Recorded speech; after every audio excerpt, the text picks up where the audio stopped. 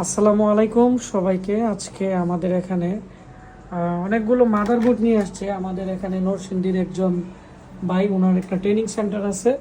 তো এই পর্যন্ত আমি দুইটা ঠিক করলাম। এখানে এটা রিস্টার্টিং প্রবলেম, বিসিসিএস ভোল্টেজ মিসিং, আরও প্রবলেম ছিল 110 গিগাবাইটের একটি।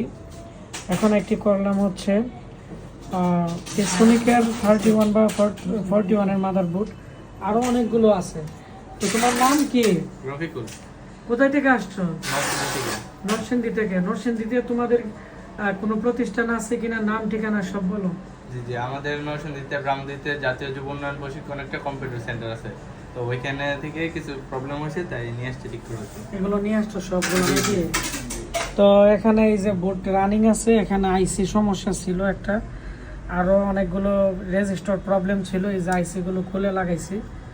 এই যে আমি একটু দূর থেকে জুম করে দেখাচ্ছি আপনাদেরকে।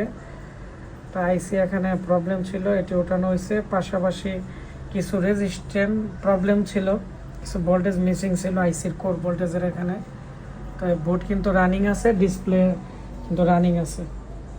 তো আবার হিট হয়ে বন্ধ হয়ে গেছে। তো ভিডিওটি শেয়ার করে দিবেন। আমাদের ঠিকানা ব্রাহ্মণবাড়িয়া পীরবাড়ি পুলিশ লাইনের সামনে। যাদের ল্যাপটপ ডেস্কটপের সমস্যা, ভিডিওর নিচে কমেন্টস করবেন।